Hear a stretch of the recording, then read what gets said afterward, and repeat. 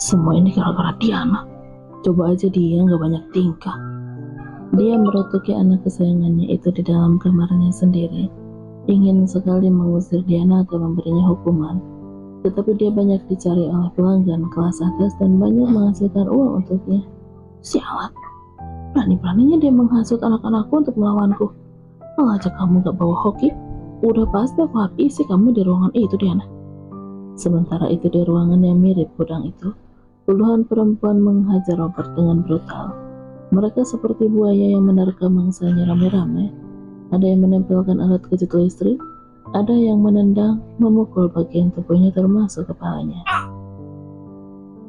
Robert sama sekali tidak berkutik, tidak bisa melawan sedikit pun karena mereka mengerubuninya seperti semut. Lihat itu Diana, berkat keberanian kamu, kita semua bisa melawan. Semoga aja tidak akan ada lagi yang meremehkan kita. Galen merangkul Diana. Masa sih? Memangnya selama ini kamu gak berani? Kenapa? Mungkin aku terlalu takut hidup miskin daripada menjadi pemberani di. Percuma banyak uang kalau hidup kita terus-menerus jadi keset-keset. Kita ini manusia, sama kayak mereka. Tapi kenapa kita diam aja diperlakukan kayak binatang? Yes, kamu benar di. Dua sahabat itu hanya diam berdiri, memperhatikan teman-temannya mengerubuni Robert. Ivanka tidak bisa berbuat apa-apa, karena hampir semua anak buahnya terluka, sementara perempuan itu berjumlah banyak. Percuma banyak uang, kalau hidup kita terus-menerus jadi kayak sesel. Kita ini manusia, sama kayak mereka. Tapi kenapa kita diam aja diperlakukan kayak binatang? Yes, kamu benar di. Dua sahabat itu hanya diam berdiri memperhatikan teman-temannya mengerubuni Robert. Ivanka tidak bisa berbuat apa-apa, karena hampir semua anak buahnya terluka. Sementara para perempuan itu berjumlah banyak. Robert sudah berdarah-darah di bagian kepalanya. Seluruh tubuhnya seperti digilas bulldozer karena dihajar habis-habisan oleh banyak orang. Bahkan kini tubuhnya udah tidak lagi banyak bergerak dan selimut yang membungkusnya udah tercerai-berai. Dia sepertinya udah mati. Diana tersenyum pada Selin. Lalu dia pun memanggil Bima di ruangan bawah. Pria itu sedang mengobati luka-lukanya. Tidak memiliki waktu untuk menghentikan para perempuan yang sedang bertengkar. Terbakar amarah. Bim, Robert udah mati. Apa? Ya, kamu cek aja ke atas. Ini gila. Kita dalam masalah besar, Diana. Robert langsung naik ke lantai 2 menemui Ivanka. Setelah itu masuk ke ruangan yang mirip gudang itu. Para perempuan yang tadinya brutal sekarang hanya bisa berdiri di pinggir ruangan, membiarkan tubuh Robert dilihat jelas oleh Ivanka. Coba cek hidungnya, apakah masih bernapas? Tanya Ivanka yang mulai panik. Udah enggak, Mom. Kalian semua udah melakukan kesalahan besar. Aku udah peringatkan tadi untuk tidak melakukan itu. Tapi kenapa kalian tidak ada yang nurut kepadaku? Ivanka murka. Dia tidak ingin ada masalah dengan pihak kepolisian. Satu persatu dia memandangi anak-anaknya dengan tajam, lalu berhenti saat melihat wajah Diana. Kau harus bertanggung jawab, Diana. Baiklah, kita bakar saja mayatnya. Beres kan? Kalau seperti itu pemikirannya, itu artinya kau tidak paham apa-apa tentang dunia bisnis ini. Lain kali jangan gegabah dan setahu. Bima, hubungi Pak Jackie sekarang dan kalian semua keluar. Dita Ivanka. Para perempuan itu keluar, hanya ada Ivanka dan Bima yang memandangi jasad Robert yang memperhatikan. Menyebalkan. Aku harus mengeluarkan uang lagi untuk mengurus hal ini. Berutu Ivanka. Mam, Pak Jackie sebentar lagi datang. Baguslah, beritahu aku kalau dia udah datang. Diana, apa kita akan dipenjara? Lihatlah di bawah ada mobil polisi. Para perempuan itu berkerumun dan berdesakan untuk melihat jendela. Ada sedikit ketakutan di hati Diana, tetapi karena dia udah memiliki uang, sehingga rasa takut itu sedikit tidak membuatnya gentar. Aku rasa tidak. Diana tersenyum tipis. Dorong polisi langsung menuju ke ruangan yang mirip gudang itu, tempat di mana Robert tergeletak tidak bernyawa. Ini semua ulah anak-anakmu ya? Kok bisa seperti ini? Kenapa tidak ada yang mencegah? Tanya polisi yang bernama Pak Jaki. Tempatku diserang oleh pria itu dan antek buahnya, sehingga orang-orangku terluka. Bahkan ada yang dilarikan ke klinik. Anak-anakku sudah main hakim sendiri. Tolong kamu urusi dia yang nanti aku akan mentransfer. Pak Jaki memeriksa keadaan Robert. Setelah itu merenung sejenak. Hatinya sudah berbunga-bunga karena akan mendapatkan uang besar dari Ivanka. Oke, kau tahu kan nominalnya berapa, Ivanka? Ya, aku tahu, tapi tolong urus semua ini. Dan aku tidak mau namaku dan bisnisku ikut terseret. Beres. Sambil menggerutu, Ivanka mentransfer uang puluhan juta ke rekening pria itu. Untuk mengganti uangnya yang hilang, maka dia bertekad akan memotong upah anak-anaknya. Bagaimanapun juga Ivanka tidak ingin merugi. Beberapa hari kemudian masalah Robert sudah diatasi. Aparat merekayasa kematian pria itu sehingga bukan dibunuh oleh anak-anak Ivanka, melainkan kecelakaan. Ivanka menghamburkan uang banyak agar bisnisnya tetap baik-baik aja. Beberapa anak Ivanka ada yang protes karena pemotongan upah mereka selama 2 bulan ini demi untuk menutupi kerugiannya, dan beberapa orang juga ada yang menyalahkan Diana. Tetapi tentu saja dia tidak tinggal diam dan berhasil membungkam mereka hingga menyesali semua perkataannya. Sekarang Diana mulai bisa memiliki ketegasan, memiliki prinsip hidup sendiri, tidak seperti dulu ketika masih bersama Bagas yang belum memiliki pendirian dan cenderung labil. Semua kepahitan hidup yang dialami dijadikan sebuah pembelajaran. Diana juga bertekad ingin merubah hidupnya serta menemukan Bagas dan putrinya Alicia yang entah dia di mana. Kak Diana, tolong aku. Tini, gadis 18 tahun yang pada malam itu mengobati luka Diana, datang bersimpuh sambil menangis berlutut di hadapannya. Kamu kenapa, Teh? Kak, Mami bilang malam ini juga harus mulai kerja. Dia udah menemukan klien yang cocok dan pas. Aku nggak mau, tolong aku, Kak. Diana hanya bisa diam melihat air mata gadis itu. Lalu, kamu mau apa, Tin?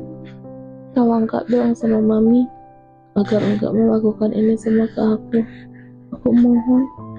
Oke, pertama, kamu harus tenang. Jangan terlihat lemah, apalagi menangis di depan Mami. Kalau bisa, kamu negosiasi sama dia dengan hal yang lebih menguntungkan lagi. Nanti aku akan coba bantu bicara ya. Tapi Mami bilang malam ini aku udah diberikan pada klien itu. Bagaimana ini? Cukup ini, kembali ke kamarmu. Ngapain kamu merengek sama Diana? Tiba-tiba Ivanka datang karena melihat gadis itu masuk ke kamar Diana. Dia berpikir pasti gadis itu akan meminta tolong padanya. Mam, aku mohon, aku kan bekerja apapun, asal saja jangan itu. Diana menangkupkan kedua tangannya di depan dada. Kerja apa emangnya? Jadi pembantu, pelayan, atau tukang bebersih? Emangnya kamu bisa apa? Sudahlah, nanti juga kamu akan terbiasa. Lihat kakak kamu ini yang di sini, mereka biasa aja menjalani profesinya. Aku peringatkan ya, kamu jangan membangkang atau nasibmu akan sama seperti mereka yang berada di gudang bawah sana. Ancam Ivanka. Enggak masalah, Mam. Kurung aja aku di sana. Itu lebih baik daripada menjalani pekerjaan ini. Dini langsung pergi dalam keadaan masih menangis. Mam, apa kamu gak punya hati sama sekali? Tanya Diana. Ivanka yang hendak pergi pun tiba-tiba menghentikan langkahnya. Enggak usah ikut campur, Di. Coba Mami ingat lagi bagaimana setianya Tini sama Mami. Bisa nggak sih sekali aja Mami nggak memanfaatkan tugas seseorang? Kasihan loh, dia nggak mau kerja kayak gini. Diana berdiri menantang Ivanka. Kamu jangan so tahu. Tini bukan nggak mau, tapi belum terbiasa. Stop ikut campur, Diana. Kamu harus tahu diri seperti apa posisimu di sini. Ivanka segera pergi, tetapi hal itu justru membuat Diana semakin ingin membantu Tini. Dia pun menyusul Ivanka ke kamarnya. Apalagi Diana? Berapa harga yang harus aku bayar agar Tini bisa bebas, Mam? Aku membayangkan kalau Tini itu anakku sendiri, jadi biarkan aku yang menebusnya. Ivanka malah tersenyum sinis. Dia merasa selama ini sudah memelihara seekor ular kobra dan ular tersebut mulai ingin mematuk kakinya. Ini bukan soal uang, Diana. Ini bisnis. Yang mau kau tebus itu sebuah tambang emas besar, bukan beberapa gram emas perhiasan. Aku harap kau paham. Aku harap kau mendapatkan karma secepat mungkin, Mam. Doa-doa orang yang kamu tindas itu akan yakin akan ada jadi kenyataan, ujar Diana. Dia pun langsung keluar dari kamar tertutup itu, menemui Tini di asrama sebelah yang sedang menangis dan dikerubungi teman-temannya. Sementara Diana hanya memandangi gadis itu dari depan pintu, merasa prihatin karena tidak bisa membantunya.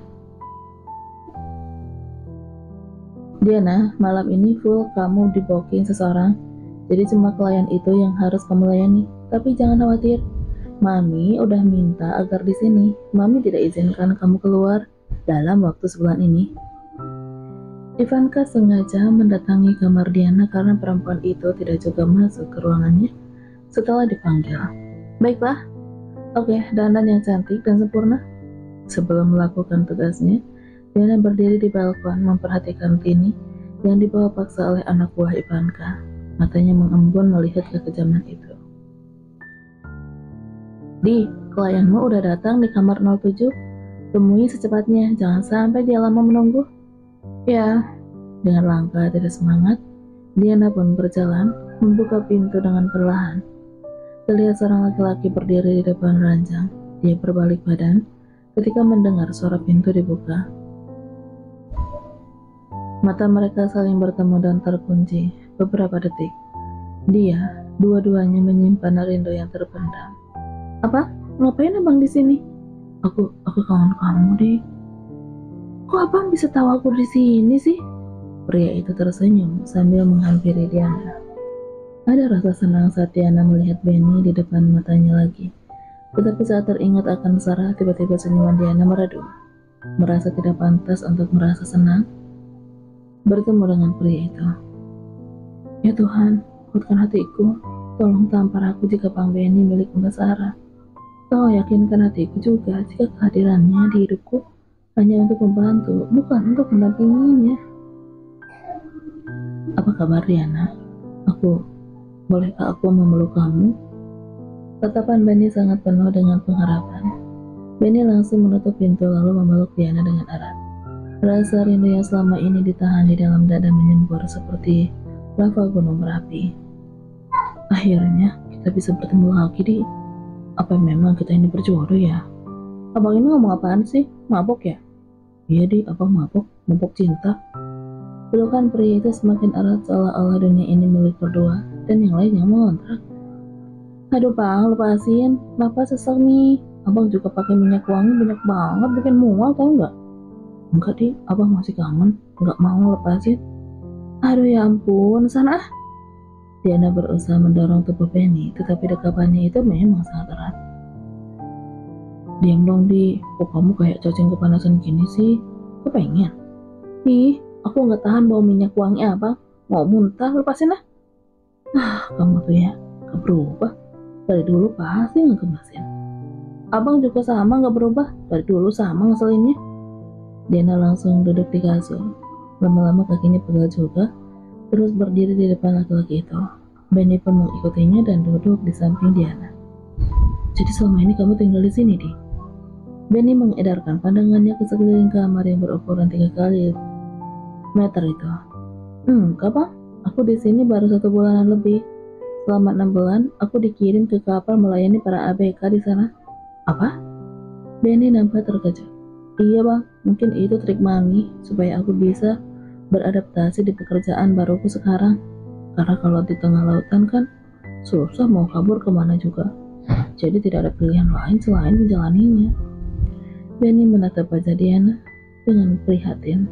Ingin sekali dia menikahi wanita itu saat ini juga dan mengakhiri penderitaannya, tetapi semua itu begitu rumit. Secara negara Diana masih berstatus istri temannya, begitu pula dengan Benny yang masih belum memutuskan bagaimana rumah tangganya ke depannya.